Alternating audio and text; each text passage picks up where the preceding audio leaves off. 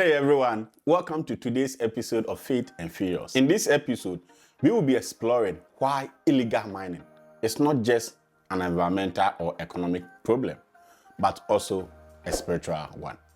I have received a lot of comments and messages from people who don't agree with this perspective from my previous episode. Many say they don't see how Galamsey can be considered a spiritual matter. So today, I am going to explore exactly why I believe it is. Let's get right into the video. Let's begin with one of the core spiritual principles in Christian faith: stewardship of creation. In Christianity, humans are seen as the stewards of God's creation. We are tasked with caring for the earth, protecting it and nurturing it as a sacred responsibility. So, when we see land, rivers, and forests destroyed by illegal mining activities, it is more than just an environmental disaster. It is a violation of that spiritual duty. It is almost like breaking a covenant with God. When rivers are poisoned, farmlands destroyed, and forests cut down, we are not just harming the earth, we are disrespecting the divine gift of creation itself. Christians believe that the earth and all its resources are gifts from God, and we are entrusted with their care. So, to neglect that responsibility, especially through illegal mining and practices that destroy the environment, can be seen as a spiritual failure. When many people hear the term spiritual, their mind immediately gravitates towards the thought of demons, principalities, or evil spirits. This is particularly common in many African cultures, where the spiritual realm is often associated with supernatural forces, both good and bad, that intervenes in human affairs. The spiritual, in this sense, is typically thought of as something invisible, something that influences events from behind the scene. But when I talk about Galamsey being a spiritual matter, I am not referring to demons or evil forces at work in the mining site or behind the environmental destruction. Rather, my understanding of spiritual in this context, as I use it, is rooted in human relationship with God and with all of creation. It is about how we fulfill or fail to fulfill our most sacred responsibility as Christians, the duty of care, stewardship, and justice. But the spiritual implications don't stop there. Let's talk about the human dignity. Illegal mining exploits some of the most vulnerable people in our society. Workers are often subjected to unsafe conditions, and the entire community are displaced as their land and water sources are destroyed. This is a national issue. So, from a spiritual standpoint, this exploitation violates a core belief in Christian theology that every person is made in the image of God and deserves to live in dignity. When we allow Galamsey to continue, we are participating in an injustice that strips people of their humanity. This brings me to the idea of community and the common good. Christian teachings emphasizes the interconnectedness of people. We are called to care not just for ourselves, but for one another. Galamsey does the exact opposite. It destroys the environment and with it the livelihoods of the entire community. Families that depend on farming, fishing, and clean water are directly impacted by these activities.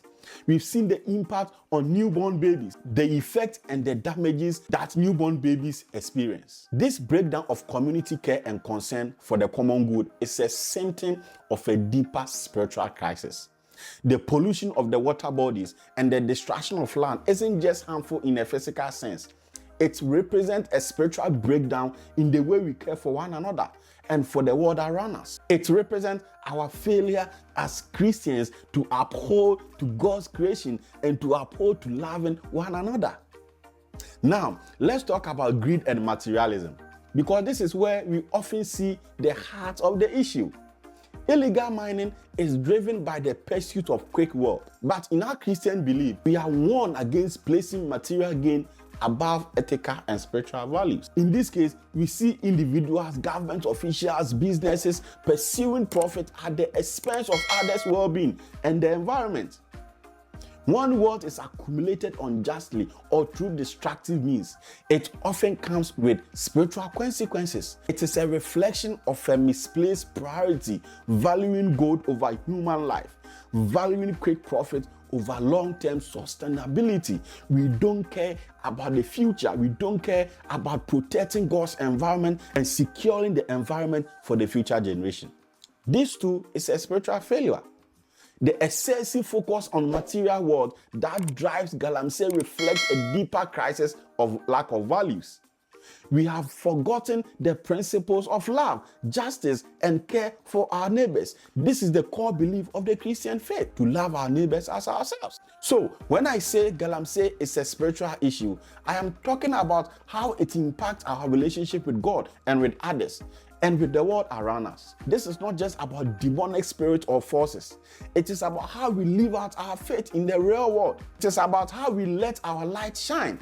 It is about how we honor God's creation, how we respect the dignity of our fellow human beings and of God's creation, and how we keep our own soul free from the corrupting influence of greed. Greed is a sin.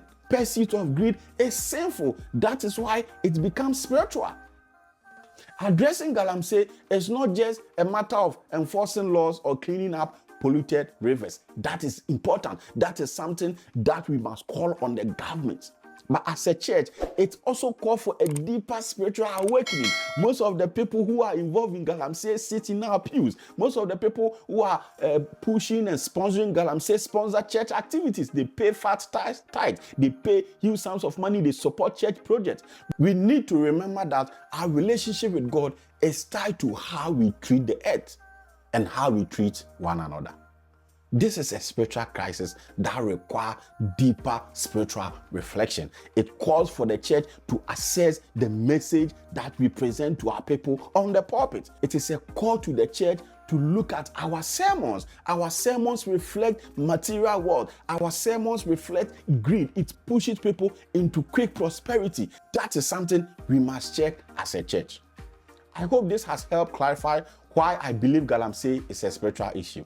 It is not just about what we can see or touch. It is about the deeper connections between our faith, our action, and the world we live in. Thanks for joining me in this conversation. And if this episode has resonated with you or sparked any thoughts, feel free. I would love to hear from you. Let me know your thoughts in the comment section. Let's continue exploring how our faith can shape our response to challenges of our time. Until next time, my name is Alfred, and this has been Faith and Furious. Stay grounded, stay aware, and let your faith lead you to action. Subscribe, like, let me know your thoughts in the comment section.